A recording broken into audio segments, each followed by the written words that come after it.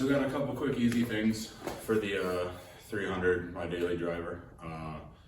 Nothing crazy, just a little bit of something I need to take care of this weekend on it and kind of want to take care of, and figured why not show you guys even the little stuff I do. Picked up a set of LED bulbs for the headlights. They are factory projectors. They come with garbage halogens, and every other light on that car is LED, so they just kind of look off.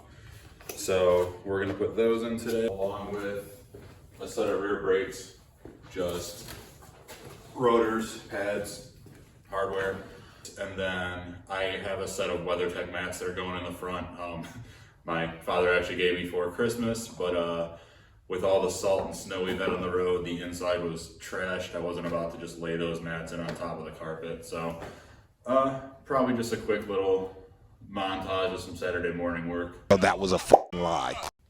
So yeah, we're gonna get started on that. First, I have some serious cleaning to do. I left off prepping the engine bay for the LS swap on my wife's Mazda last week before I left for work. I'm a big fan, whether I want to be or not, of dropping everything Sunday night and just shutting the garage doors and cleaning it up Friday when I get home, or Saturday when I get back in the garage. Today's I guess kind of a good example of that.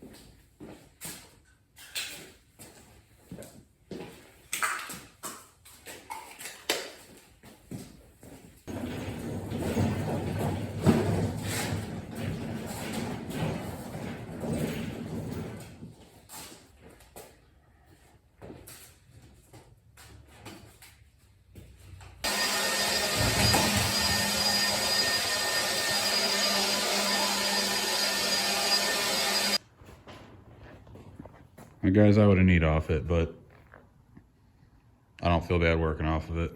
I'm making another mess in about the next hour.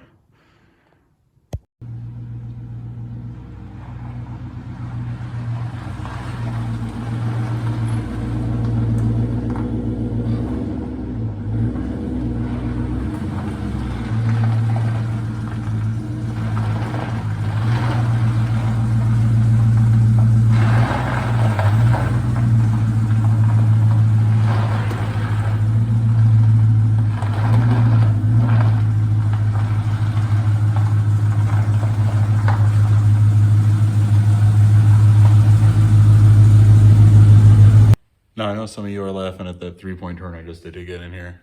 Don't worry, you'll see it a lot. I've got a project out there. The driveway's also laid out terribly, and this isn't exactly the smallest car. I mean, it's a pretty big, pretty deep garage, but larger 4-doors kind of have trouble making that turn. Big cars is what we like around here, other than tiny trucks. So yeah, you'll be seeing that once in a while, and feel free to laugh. I'm generally laughing as I'm pulling that in, so.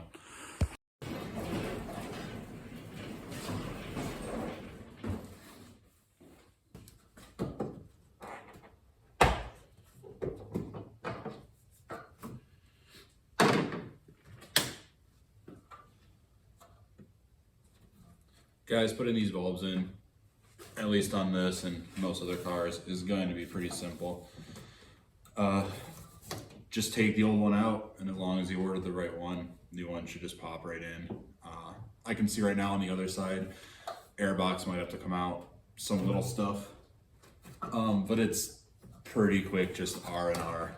Now retrofitting headlights, or trying to talk while doing something easy, does take a little bit longer. You'll probably see at some point on this channel headlights that I build, or retrofit projectors, or sequential turn signals and stuff into factory housings. Now that that first one's out, show you what we're looking at here. Now here's the regular halogen, just the one that came in it. These are generally in your reflector style headlight housings. Newer cars, by newer I mean probably 2010 and newer, you'll see a lot more cars coming with HIDs. These LEDs are kind of what's replacing HIDs. I've honestly been a bigger fan of HIDs, and have never really bought a pair of LED headlight bulbs to put in projector housings. I did a couple times. I didn't have good luck. They looked good driving head on towards the car, but you couldn't see anything out of them. The older style LED bulbs just weren't designed for projectors. Allegedly, the new ones are much better. We're gonna try them out. I'll be honest, $18 on Amazon, so if these don't work out, I'm either gonna A, return them, or B, just not feel bad letting the $18 go, run them in something else. One of the things I did see somebody mention, of course the manufacturer doesn't show it, but if you look at this bulb, you'll notice it's got the actual LED, well, LEDs, plural, on the side. They say to make sure that when these are in, they're clocked like this, so the LEDs are on left and right, not top and bottom. Some people may be new to both of these in general. So to start off, again, we have halogen like regular. It's got filaments in it. Let me show this one more time real close. This will have filaments. Basically these little wires, if it focuses, inside the bulb, the little wires and coils, those heat up, and that's what emits your light. On LEDs, which is light emitting diodes, those two yellow ones I was talking about, those actually light up, and that's what produces your light. Now HID, which is high intensity discharge, I don't have one to show you. It's gonna look similar to your halogens, where there's a glass, I guess, casing around your light. And they actually use a ballast or a starter box. HIDs actually work very similar to spark plugs. There's a little gap that gets jumped by the current, emits a light, and for lack of better terms, that's how your light's created, and then output of your headlights. Going back to the LEDs, so we're gonna try these again. It's been a few years since I've tried a set, other than in a LED style projector that I've retrofitted, which we'll get into in a regular or a later video. But as far as just dropping in these LEDs, I've never really had the best luck with them. I mean, they go in fine, but they usually, honestly, the ones I've had, I've only done about 3 or 4 sets of them, because I kept saying, oh, I'll try it again and see. The output has actually been worse than the halogens. Sure, they look good driving head on, and it's not even like they're bad, like they blind everyone. It doesn't light the road up in front of the car. So enough rambling. I'm gonna get these in, and later tonight I'll see how they perform driving around. So probably just due to these being cheap, I found something I'm already not a huge fan of. Kicked my ass for about 30 seconds, but that's 30 seconds too long for putting a headlight bulb in. So if you notice, this little ring right here, like I said, this is what seats it into the headlight. That's part of what makes a headlight bulb the size or part number that it is. Being that these are made by, you know, a company probably overseas or whatever, to keep costs down, what I'm assuming they do is they make these little rings that pop out. Now you have just a regular bulb. What I'm assuming they do now is they take the 3 or 4 different styles of ring there is like this for your different size headlight bulbs, and they pop it on and call it, you know, here's your H1 bulb, here's your H3, here's your 9005, whatever ones, you know, this will physically fit into, but that's the wrong size. So not a problem. I mean, honestly, that's great because good for them, keeping costs down, cheaper for us. What I don't like is when I actually go to twist this into the headlight, the bulb twists in, but that little ring kind of snags, and essentially what's happening is you think the bulb's tight and it's still loose because only that ring is tight.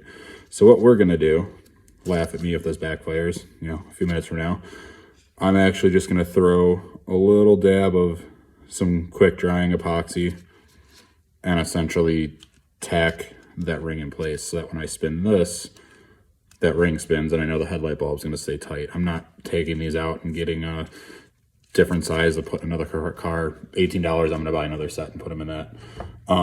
So this is how I need them. This is how I'm keeping them. I'm just gonna glue that ring in place to make this easier, and hopefully they don't shake loose or anything while driving. Don't know if that would be an issue, but it's definitely not once we epoxy that in place.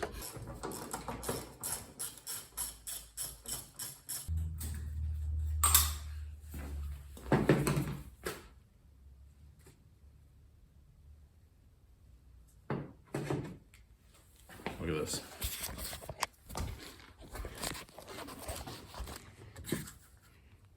Is that not built in for this?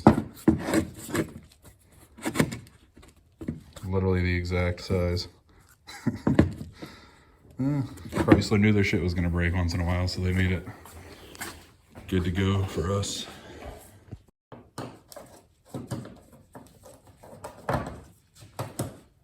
I know someone's gonna say, why aren't you using an impact or a screw gun or something? Guys, if you haven't noticed or we haven't gotten that far yet, I use air tools. I think I have an electric screw gun that I was, you know, given as a gift. A used one, not a new one, but I mean, the only reason I got it is because someone was nice enough to give it to me. On stuff I've never had apart before. Like I said, it's used, but I just got it a few months ago. Stuff I've never had apart before, I just use hand tools. Job's easy like this. I don't need to take half a day longer than they need to because I broke something off that's never been loosened or hasn't been loosened in a while. It'll probably bug most of you. But yeah, you'll see me using a lot of just hand tools. I'm sure it'll start bugging me too once we go to use the air tools and I have to stop filling up my compressor every time I'm trying to talk to you guys or something. So we'll see how long that lasts.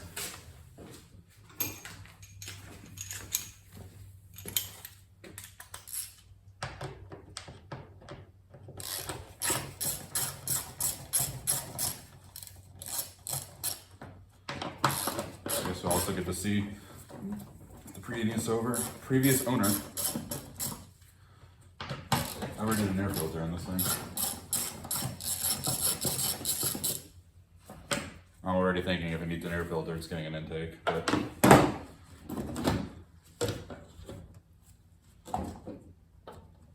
are we getting an intake soon? Oh, it's still pretty clean. Actually, it's still very clean. Not that that's not why I'm getting an intake, but if it was dirty enough, there's no use in buying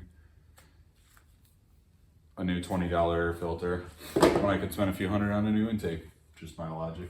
Not the best logic, but it's a good excuse to buy something. So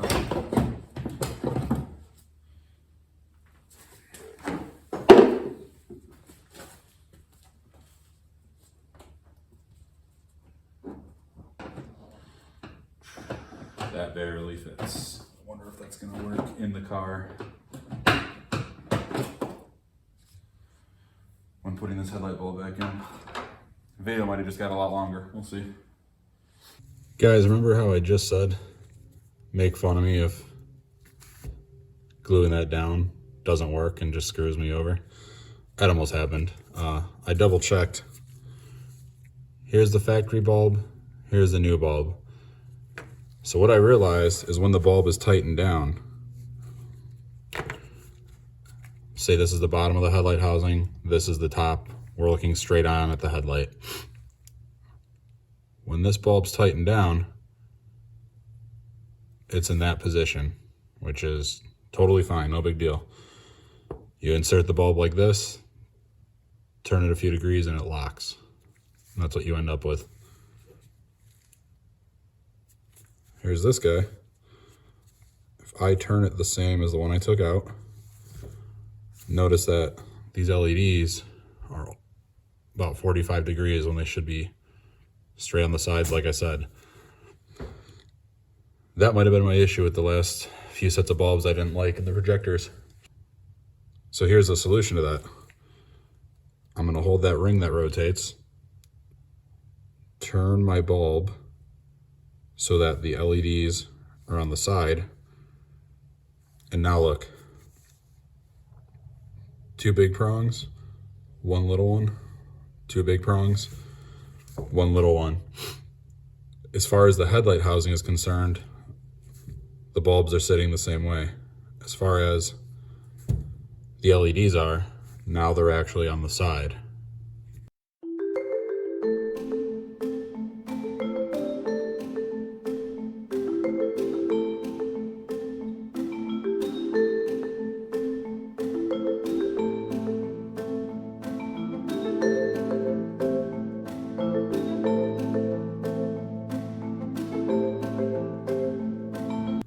That might have been my problem. So what I'm going to do here, I'm still going to glue stuff, but I'm going to clock them the same. Don't even bother paying attention to the connectors. That has nothing to do with it. You're worried about the orientation of these 3 prongs, and then at least on the LED, where the bulbs are facing. So closer look. See how those rings are pointed the same way? And the LEDs are on the side. So we're gonna keep it like this. Epoxy the back a little bit just to hold it in place in case vibrations loosen it and stuff. Or, you know, turning it into the headlight housing breaks it loose. So I'm gonna do that for this, and then I'm sure both headlights are the same. I'm gonna double check with the factory bulb again and make sure so I can index that the same, and we'll be throwing these in.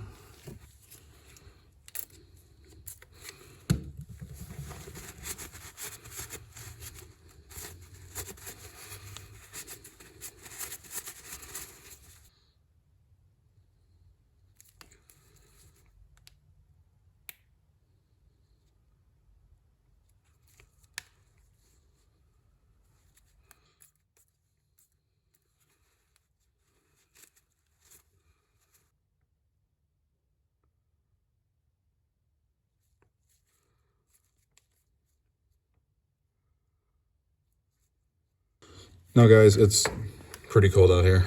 Not that cold, 30, 35 degrees. But as far as most glues are concerned, that's too cold for curing. So all I'm really gonna do here is carefully, since this is mostly plastic, just warm up with the heat gun to kind of help the stuff cure. That way I know it's not gonna just twist as soon as I put it in.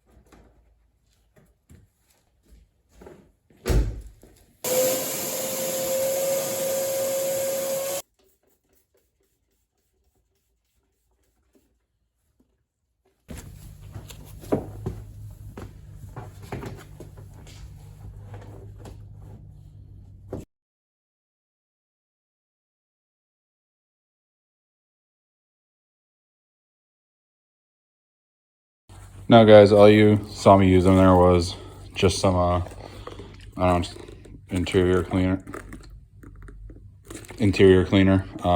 Just something to kind of break the salt up that was on the carpet before the mats went down.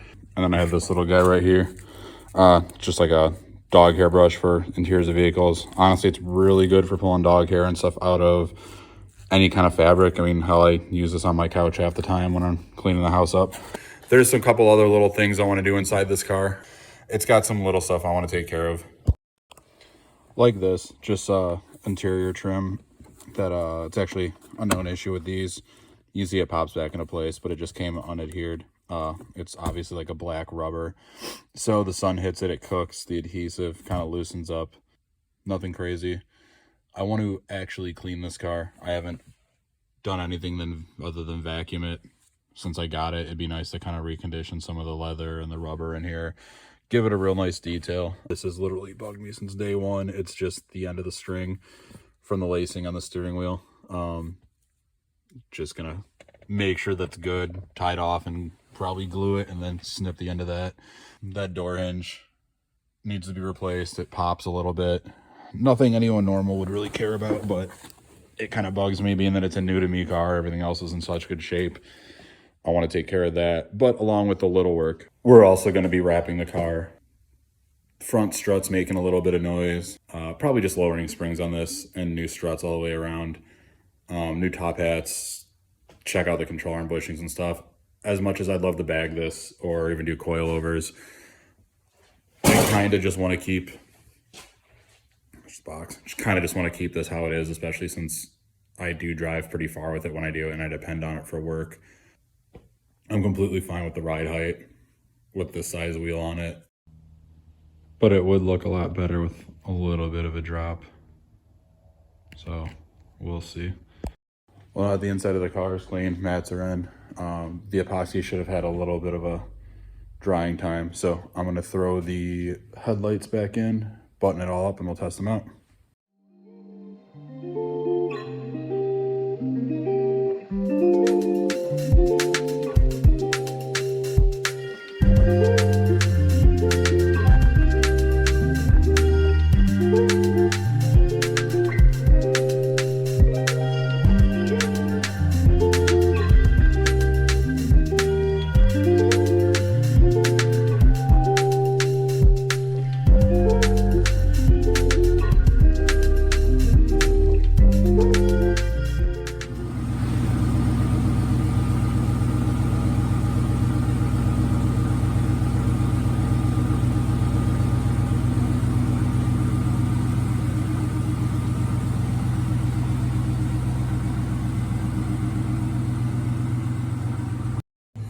All right, well, I pulled the car out. Guys, it look way better. Excited to drive them later tonight, see what they actually look like on the road. My camera died. I adjusted the headlights still. Before, I couldn't even tell that the projector cutoff wasn't level. As soon as I pulled out of the garage, I could see it. So would have liked to show you how to adjust projectors the right way. Take my word for it, I just did it now, so the cutoff is nice and good. I will be taking this thing out later, hopefully get some footage of how bright it is. And didn't take any before footage, but curious to see how this works. Well, despite the light workload yesterday of just doing the brakes and the LEDs, I had some other stuff I had to take care of aside from the car. So today we're just gonna finish up the rear brakes. Should be nice and quick. Already have all the parts I need.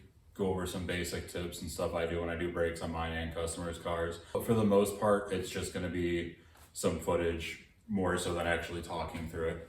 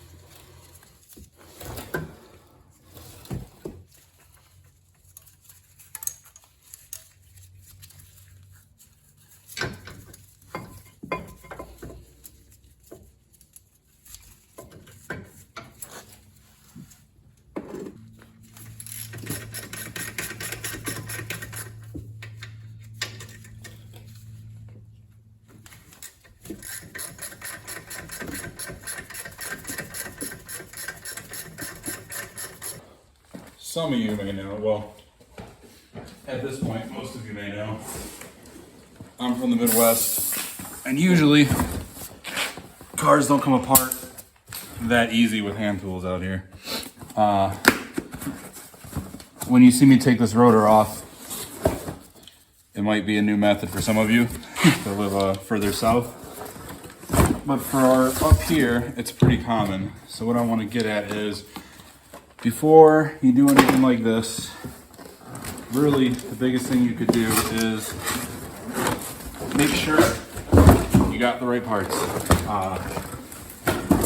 When I go to take this rotor off in a few minutes, it's not going to be in a state of condition to where it can go back on if these rotors are wrong. So we're going to make sure this is correct before we go and essentially risk destroying this old rotor just to get it off. So personally, there's a few things I like to do before I, like I said, go about just destroying this old rotor. Easiest thing to start with first, especially on a model of car where there's multiple different models, all-wheel drive, rear-wheel drive, make sure the rotor's the right bolt pattern.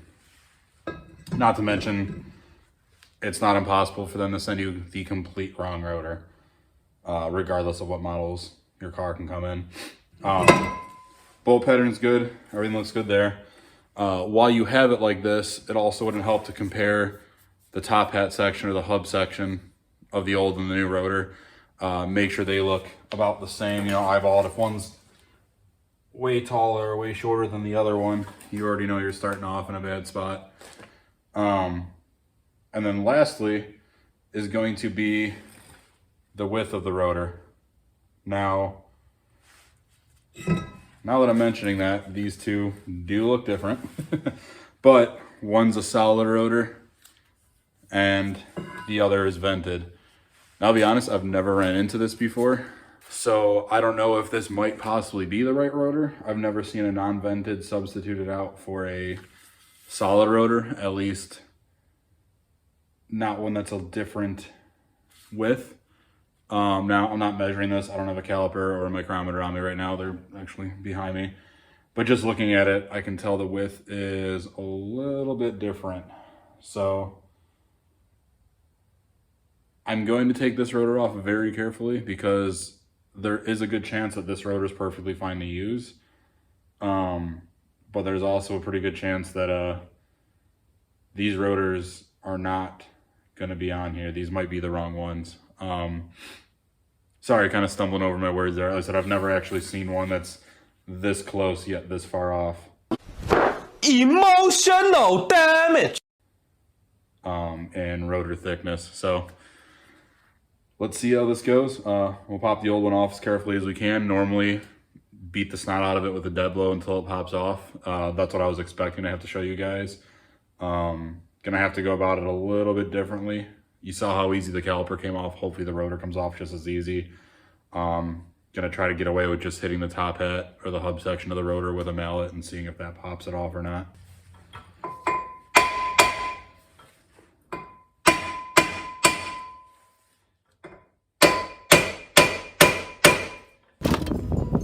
Wow, just like Daddy. Great job.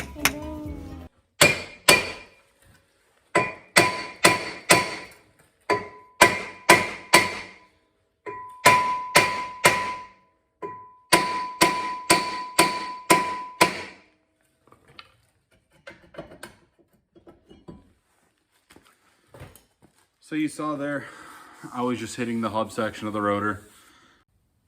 Dinged it up a little bit. Nothing that's not usable if these have to go back on while I get the right parts. Normally, I could have just smacked the face of the rotor about 2 or 3 good times. It would have popped right off. But like I said, we're not sure if this rotor is going to be replaced or if we're going to have to put this one back on until we get the right parts. I'm going to spray this down first. What you're looking at here is just the parking brake. Very, very similar to what a normal drum brake setup would look like on a car that had drums.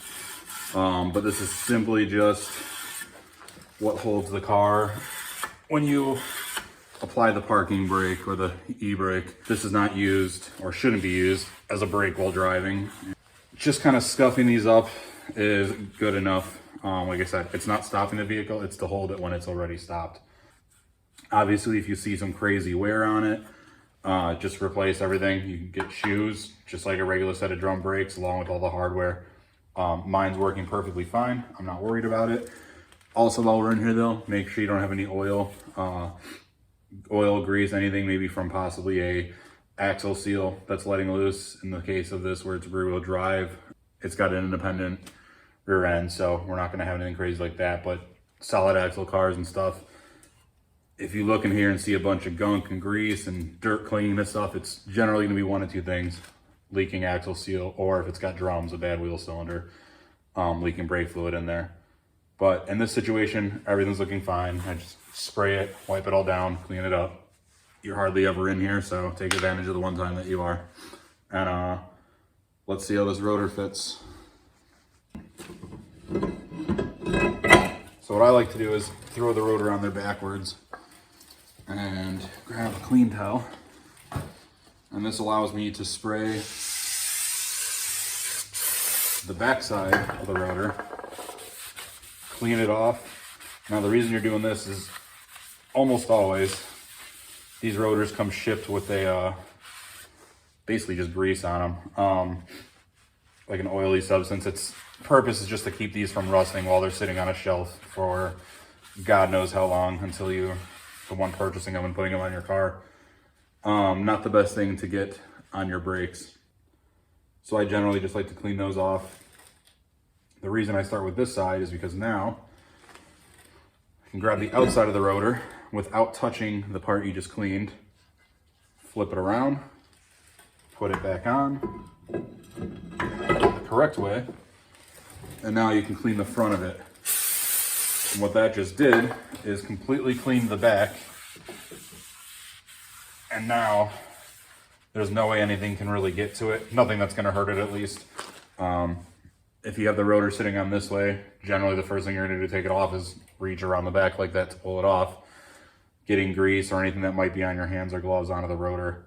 You want these to be as clean as possible before you start using them to prevent any kind of issues. So yeah, that's kind of just a little method I use. I've literally used it since I learned that in high school autos class, and it's stuck with me ever since. The rotor looks to line up the same way. Like I said, the only issue I'm having is it's a thinner thickness than the old rotor. And I've never ran into that. So with how good it's sitting right now, I don't see any immediate red flags. I'm gonna treat it as if it's the right one to use. I won't fully know until the pad and the hardware and everything are all put on there. I mean, I could test it with the old ones, but that's not really gonna do much good since they're pretty worn down. So our next step is going to be to grab our caliper bracket, which still has the old pads in it. Take it over to the bench, and we're gonna clean this up. So here we have the old caliper bracket with the pads still in it, old hardware still in it. New hardware, new pads, and sometimes you get a pack of the grease for the calipers, or caliper grease. If you don't ever get one of these, I use anything from just basically any kind of axle grease, bearing grease. I don't have mine right here to show you, but for now, we're just gonna go with this, or you can actually buy a whole thing of brake system grease, just like this. So I've got this just for the amount of brakes that I do. They don't always come with this. Other times this isn't enough. If it sits on a shelf too long, this might be kind of crummy, It's always good to have a main supply of this if you're doing a lot of brake work. But if this is good enough, we're gonna save ours and just go with this. So first thing we're gonna do is open these up.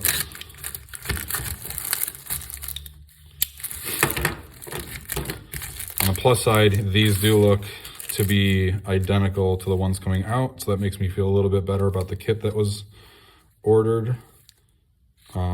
Aside from the rotors being a little different. All I'm looking at here is, I'll show you one of them. So these right here, these are the squealers. These are what lets you know that your brake pads are ready to be replaced, which is actually why we're doing this on mine right now. Makes a very distinct screeching noise when your brakes wear down. You hear people all the time driving past with squeaky brakes. That's what's making the noise. Sometimes you only have them on one pad, whether it's the inside pad or the outside pad. In this case, all 4 pads have them. So here's the other 2. All the pads are exactly the same. I was just looking to make sure there wasn't a set of right and left pads, or in other words, 2 inside pads, 2 outside pads. We're all the same on there, so these can just go off to the side. First thing we're gonna do, take out the old pads.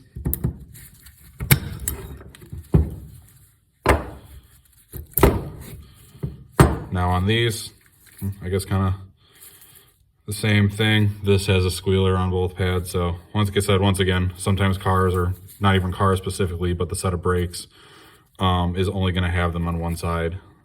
Doesn't mean that it's wrong or anything, it's just the way they were manufactured. I'm gonna keep these set aside. This hardware, pull this out. And I kind of break everything down and organize it just how it came off the caliper, in case sometimes the hardware is a little bit different. This case, it doesn't look like it is. It's a pretty symmetrical design, but I would hate to take this, pitch it, and then open up my new hardware. Something doesn't match, and then now I don't know which was in front or back of the caliper. So it's always easiest until you completely got everything apart, just to know that you have everything where it was. So if you need to reference it or whatnot, you can always go back and look. First thing I'm gonna wanna do, a lot of people skip this step, we're gonna wire brush the inside of these mating areas. Now this is where your hardware was, so your pads don't exactly touch this specifically, but you do get a lot of buildup on here, corrosion, dirt, grease, and whatnot. And if your new hardware isn't sitting perfectly fine in there, all the way back against the bracket, that pad is going to kick your ass trying to get it in there. Even if you get the pad in there, they might lock up right after you do it. You might have issues with your brand new brakes.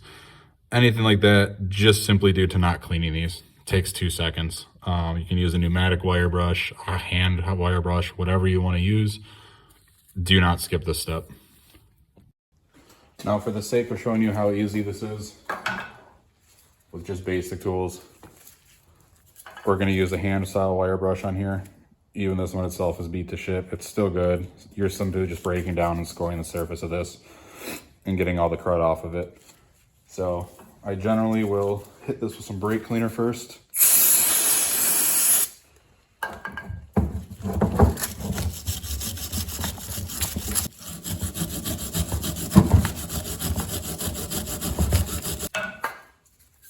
That one's empty. Let's grab a new one.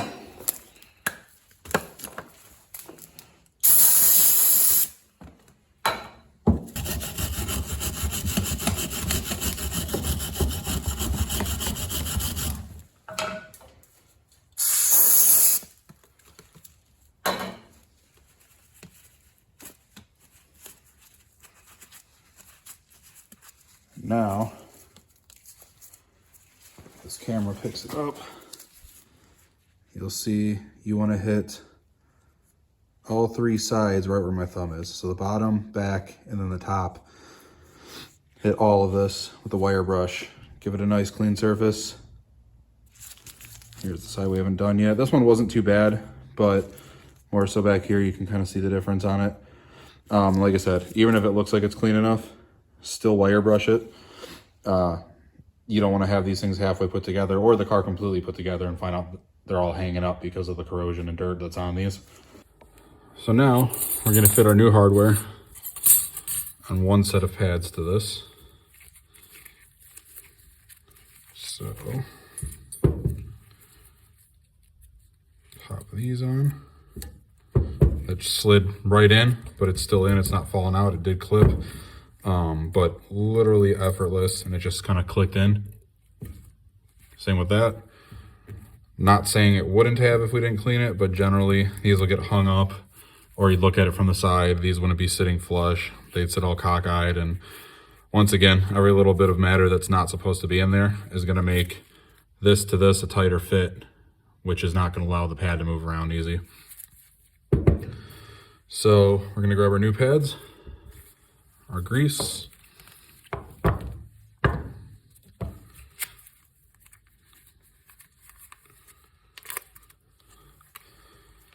now some people argue where the grease should go, where the grease shouldn't go. Your big thing is going to be not to put too much grease. Even though you want this to lubricate and slide the brakes, the brake pads, you don't want so much grease that it just gets bunched up with dirt. Grease does attract dirt, kind of the nature of the beast, but you also need grease to reduce friction, allow these brakes to move around. It's tried and true. They've done this for more years than you can even imagine. It is the right way to do it. It's, like I said, just a matter of not overdoing it. There's a reason you just get this little packet of grease, which is only filled in about that corner for 4 brake pads. You don't need globs and globs of grease on these. So what I like to do, throw some, actually, you know what? So normally I would throw them right into this area and kind of move it around with my hand and then wipe my hand off with a towel so I don't get grease on the pads. Being that these have a little slot in them, I'm actually gonna throw the grease on the ears of the brake instead. I don't want all the grease to get packed into that slot and not move around right. So what I'm first gonna do is see exactly where this makes contact. So it is just the ears. Just making sure. Okay, yeah.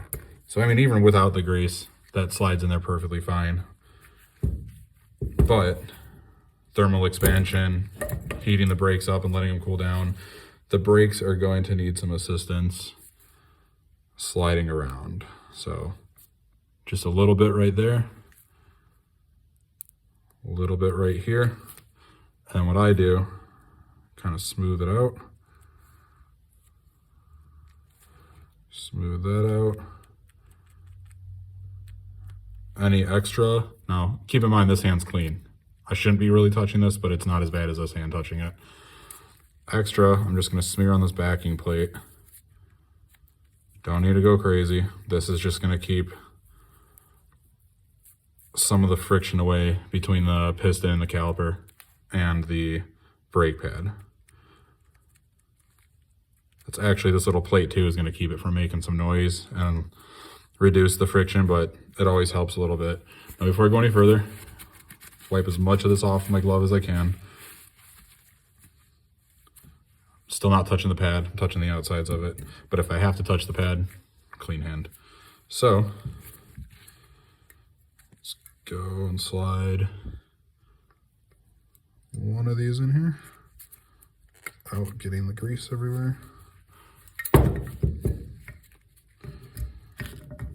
I need to stop watching what I'm doing in the camera because it is throwing off my depth perception terribly. All right, one of them's in. Make sure it's on your hands. Same thing with the second pad. Grease the ears. Make sure that's nice and coated. The rest of it on the back.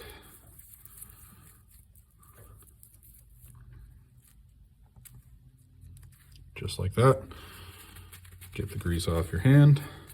And now, let's do, oh, and that is how easy those slide now.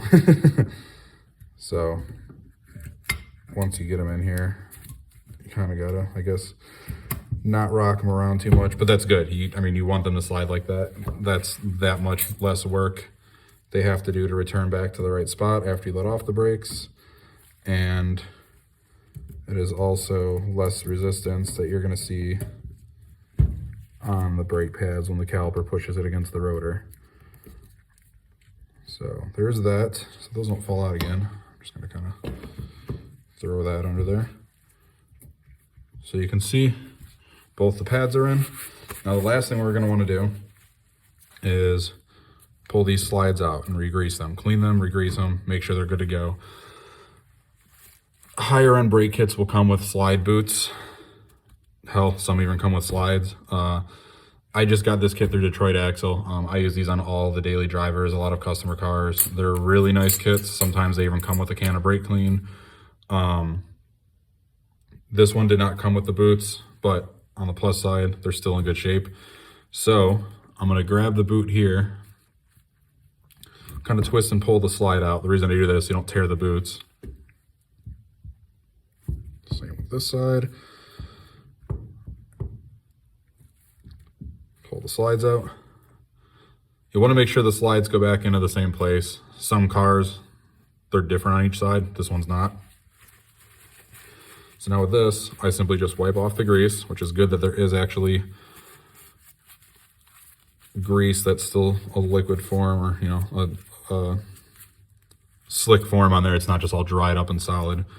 A lot of the times you'll pull these out and it's just like powder, chalk, almost looks like dirt, and that, you know, right there, they have not been greased in a while.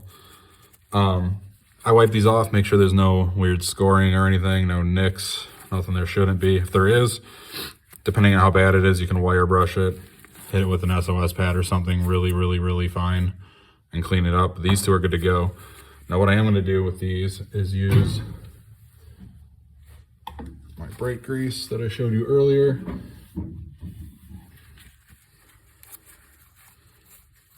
You know what? Let's stick with proving a point that you don't need anything special. I'm going to use the rest of this, not the rest of it. I'm going to use this for the rest of this caliper. Now, I'm just taking a tiny bit, just that. This stuff slides very easy, and there's still grease in here. We're just recovering these since we wiped them off. Cover that with the grease. Doesn't show very covered because this grease is like a copper color. The other stuff was black. There is a lot on here. It actually turns like clear when you wipe it on here. The camera's just not really picking that up. We're gonna want to pop that back in. Do the other one.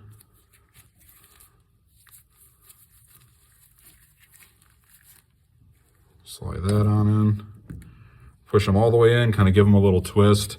You want to make sure that rubber boot's still grabbing the pins when you pull them out. If not, twist them and shove them back in a little bit further until they grab.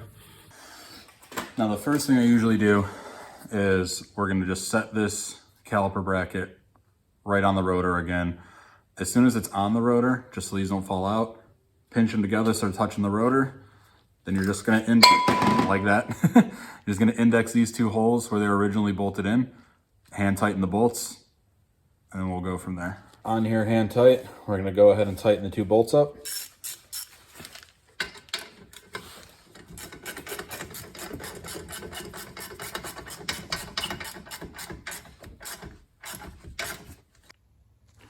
Well, I knew I had a weird feeling about this, and I was right.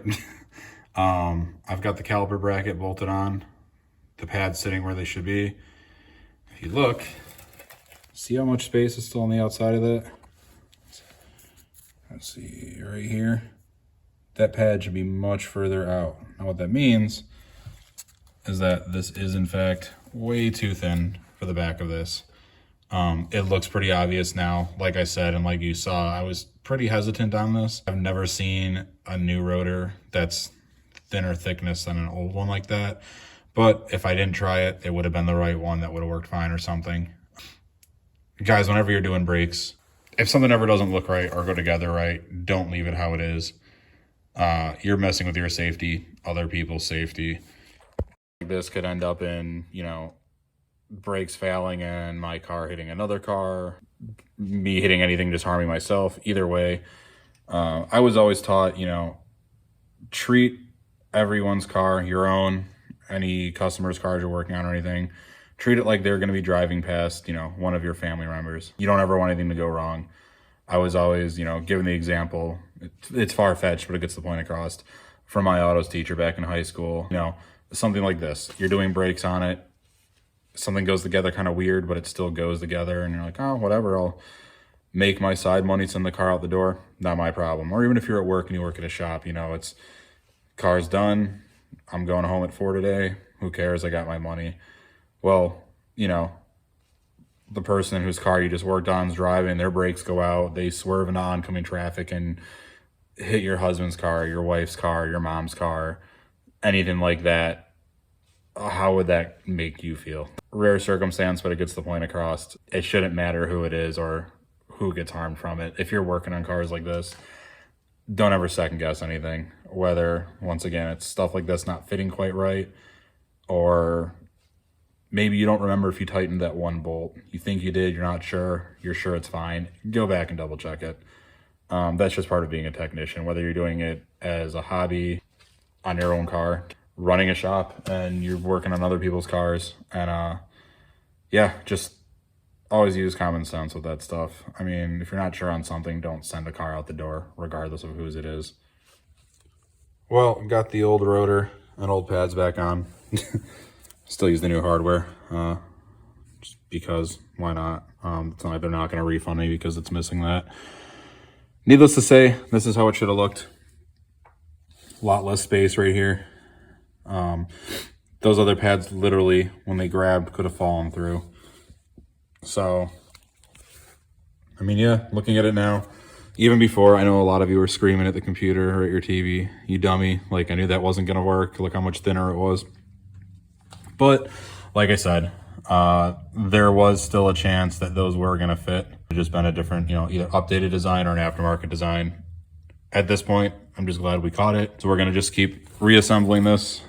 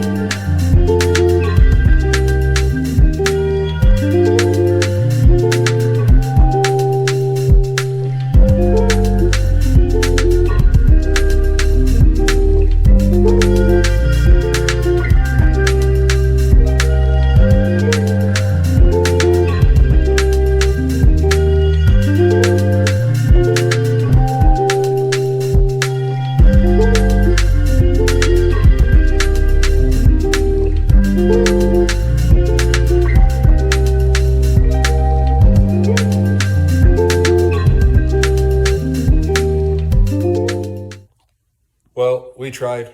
Brakes are back on the car. The original brakes, wheels are torqued, car's down. At least we can still drive it. I mean, this isn't anyone's fault, really. I mean, well, it's someone's fault. Some people suck.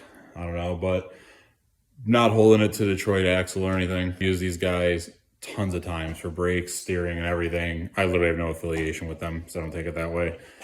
But honestly, you're gonna see me probably just buy the replacement from them. Who knows? The rotors could have just got boxed wrong. I checked the Amazon ad 4 or 5 times over. I ordered the right stuff. Everything but the rotors fit. It is what it is. So not too worried. We'll get back at it, but that's exactly why, and obviously I didn't know this was gonna happen, but that's exactly why I try not to beat everything up when you're taking the old parts off, especially something like brakes. If, I had to go to work tomorrow or something, I had a place to be, and my brakes didn't fit, just like you saw. If I beat those rotors or any other parts up, I'd be stuck. Sure, I've got other cars I could drive, but I'm saying in theory, that's not always the situation. When you're doing stuff like that, that might not be reversible, just kind of take caution when you're doing that stuff. It only takes getting yourself into that position once to learn never to do it again. But what we're going to do now, we're going to take it out. It's a little bit later right now. It should be dark as soon as I open this garage door up, and I'm going to drive around. We'll see how those headlights look. I didn't get a chance to do that yesterday. I would like to show you guys, how good they look now, even though I didn't really get a before shot. So let's warm this thing up, pull it out of the garage, get a little ride in at night, see how the headlights look, make sure no one's flashing their high beams at me or anything. Sure, I can see what I'm doing. I did adjust the headlights just very quickly. I noticed one was a little lower than the other, so I raised it, but of course I want to make sure that now I'm not blinding everybody, which I'm sure I'll find out very quickly if I am. I'll start getting high beams flashed at me and stuff, but we should be good to go. So as you can see, it is dark out. LEDs are working. So let's fire it up and take it for a drive and show you guys what it looks like. All right, let's see how they look.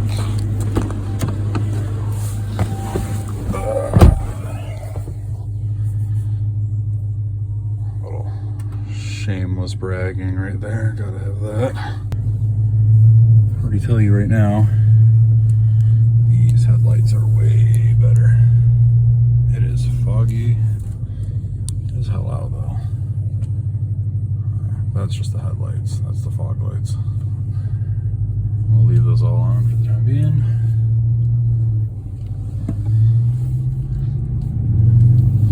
Bear with me, I don't have a good phone mount in the car yet. So, might be a little shaky.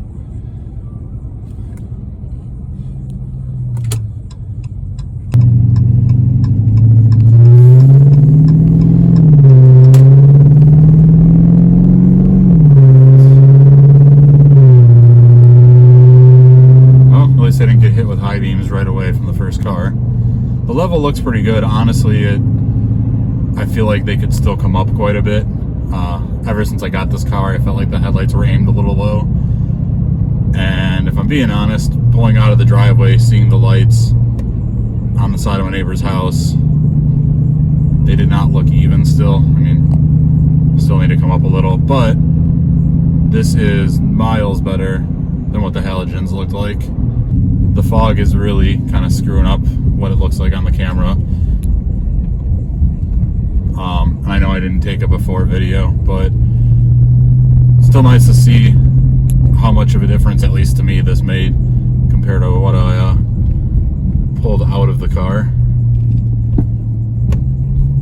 So yeah, I'd say it's a success. I also wanted to make sure that the brakes didn't make any weird noises or anything after taking the old ones out and putting them back in. Yeah, I need to aim these a little bit better.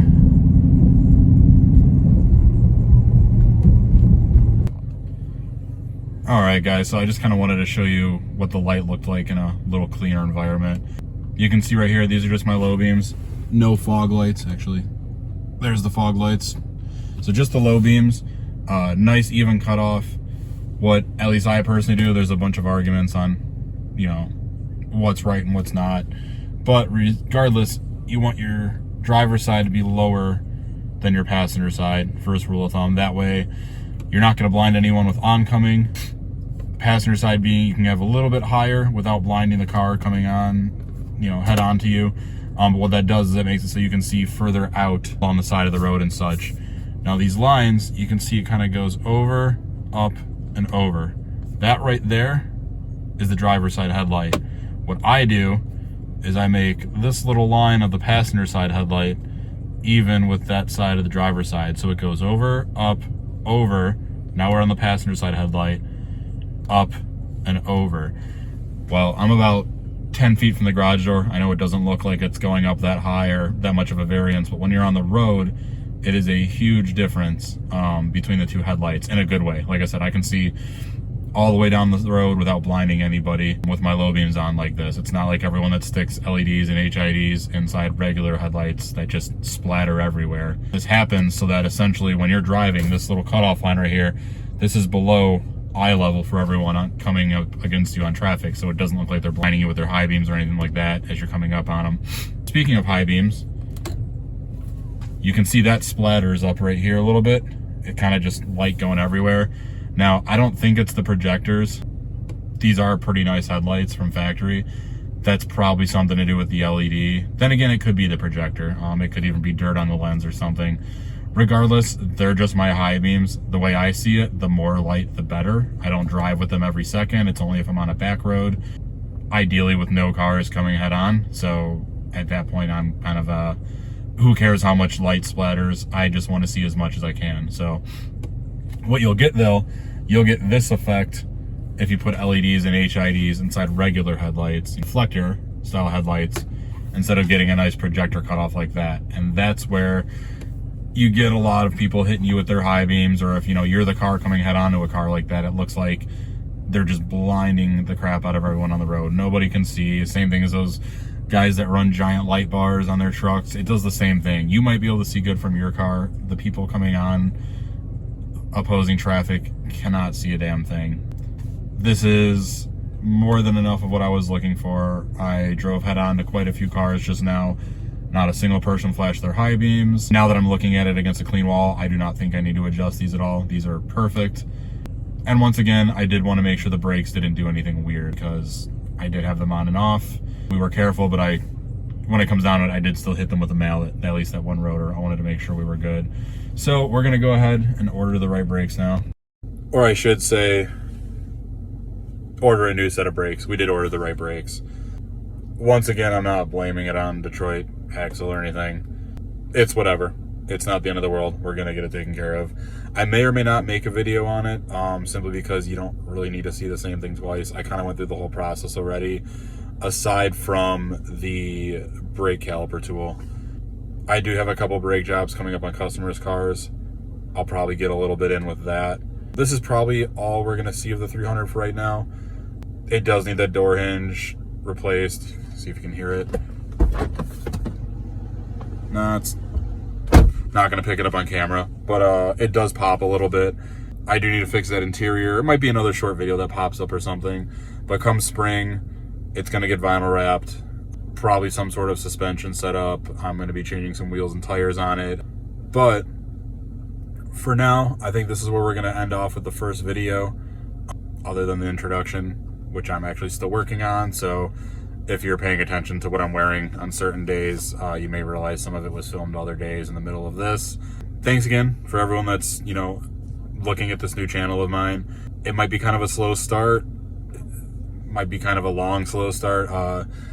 I'm just going to try to get some traction on this and get a bunch of people interested. I'm going to be working on getting an Instagram going. I do have a Facebook, Moonlight Garage on Facebook. If I have a logo anywhere around on the YouTube channel, it'll match that. It's just like a 90s kind of retro 80s looking logo. Right now it's just Facebook, but like I said, I will be getting an Instagram. I've been told by my wife I need to get a TikTok. So I will be getting one of those eventually, I think. And we are going to be looking at getting some new merch. Some of you guys already have shirts and hoodies, stickers from before the channel. I was just gonna do a new run of those, but I actually do have a couple more designs in mind. The old design has my wife's old Ranger that we built, her old mini truck. We've moved on from that, so it might be the Mazda, might be one of my old S10s. Who knows? It'll be a new logo or two. It's not going to happen right away, but it will happen as soon as I can. So keep in touch with the channel, and I would greatly appreciate anyone that can like and subscribe to it. The faster we get support, honestly, the faster the merch is going to come out. So yeah, thanks again for watching, and I'll see you next time.